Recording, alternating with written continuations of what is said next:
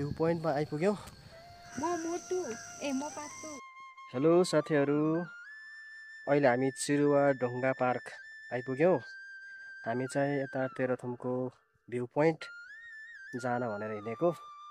हामी चाहिँ जिरीबाट हिँडेको हो, म्याङ्लुङ हुँदै आयौँ। जिरीबाट म्याङ्लुङ हुँदै जिल्ला प्रशासन आर्मी क्याम्प हुँदै आउनु पर्दो रहेछ। हामी पनि यसो म्याप हेर्दै आएको। यस्तो छ ठाउँ चाहिँ।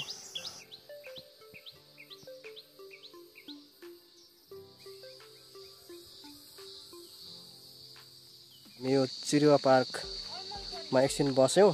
त्यसपछि यहाँ दुईवटा बाटो रहेछ, तलतिर माथि जाने बाटो। कता जाने भन्ने एकछिन अलमल पर्यो है। एउटा यता रहेछ अनि यता पनि एउटा तलतिर एउटा माथितिर रहेछ। यसो हाम्रो म्यापमा हेर्दा चाहिँ माथितिर देखायो।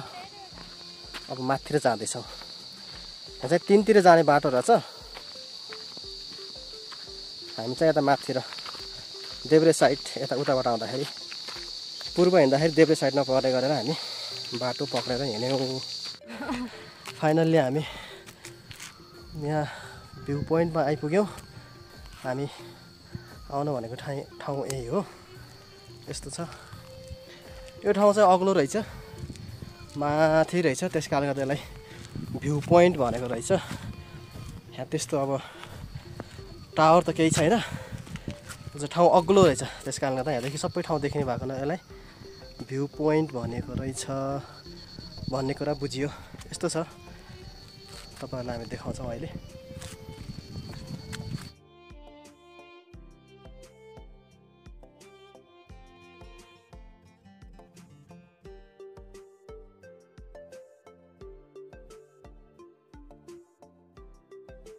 यो चाहिँ म्याङ्लुङ नगरपालिकाको वडा नम्बर 1 मा पर्दो रहेछ। यहाँ बोर्ड पनि छ। यहाँ हेरेर थाहा भएको हामीले चाहिँ।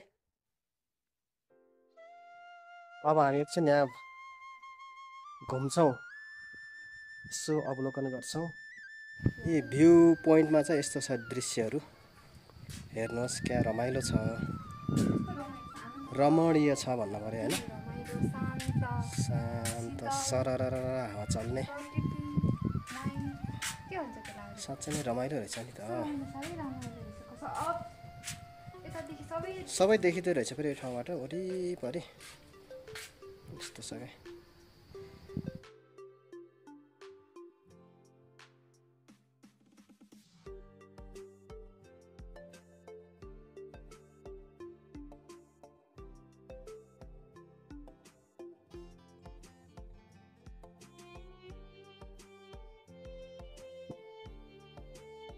सारा संसार कति राम्रो छ है ठाउँ। सर कति चिसो चिसो हावा चल्दो रहेछ। साह्रै मजाको हावा त्यस्तै शीतल। यता मान्छे यता पिङ खेल्दै हुनुहुन्छ।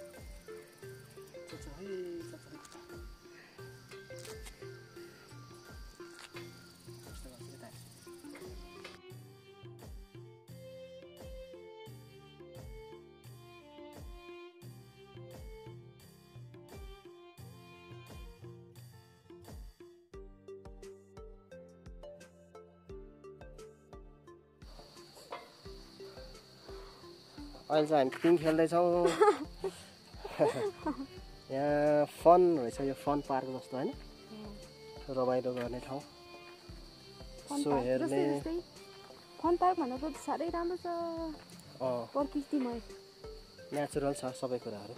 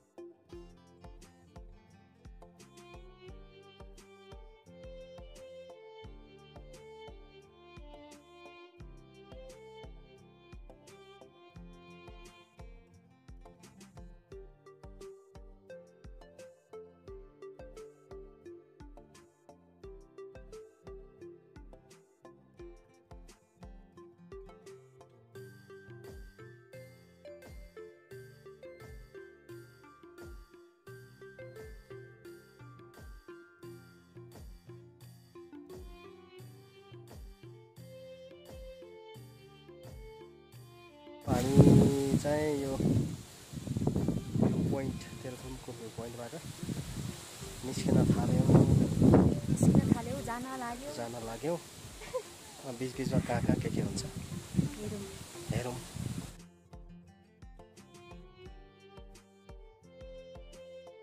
अहिले हामी फाल्गुनन्द पार्कमा आइपुगेका छौँ।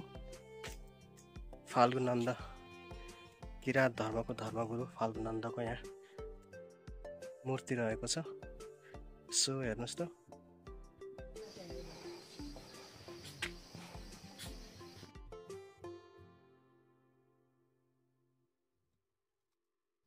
फाल्गुनन्द पार्क र यो भ्यू पोइन्ट चाहिँ नजिकै रहेछ।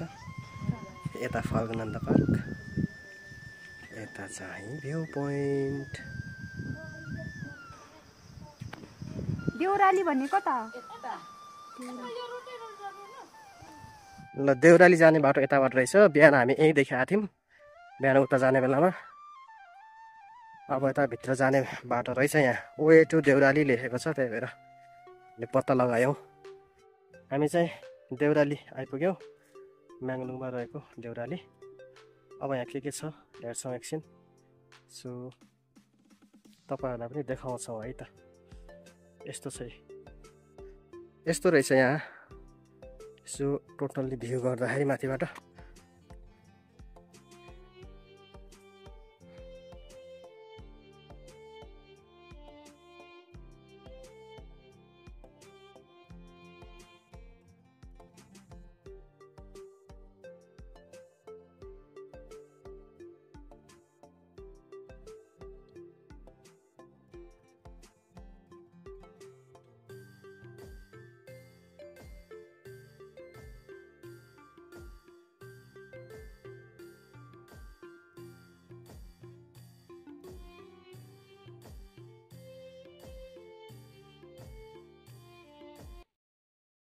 यता मोटु यता पातलु।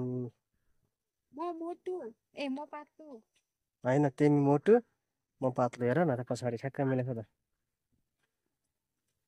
भनेर भन्न मिलेन। साट्टिनु पर्यो यता आऊ त। अब चाहिँ मिलेन। यता मोटु यता पातलु, जोडी ठ्याक्कै मिलेन।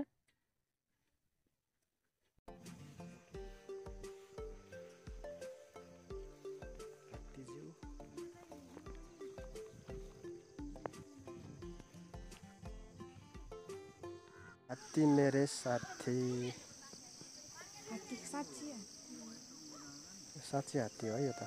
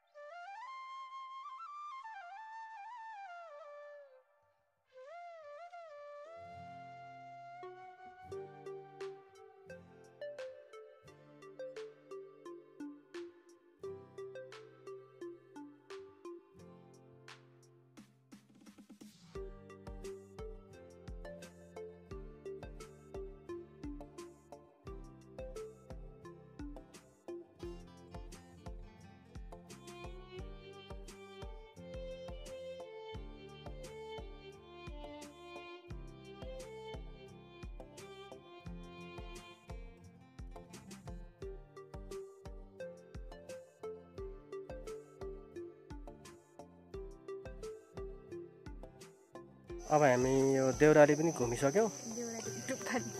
सबै ठाउँहरू घुमिसक्यौँ देउरालीको। हात्ती, मोटु पातलु, त्यहाँको सबै ठाउँहरू, जरायो डाँडा सबै थियो है त्यहाँ। सबै हेऱ्यौँ। अब हामी यहाँबाट पनि निस्किन थाल्यौँ। अब निस्किन लाग्यौँ।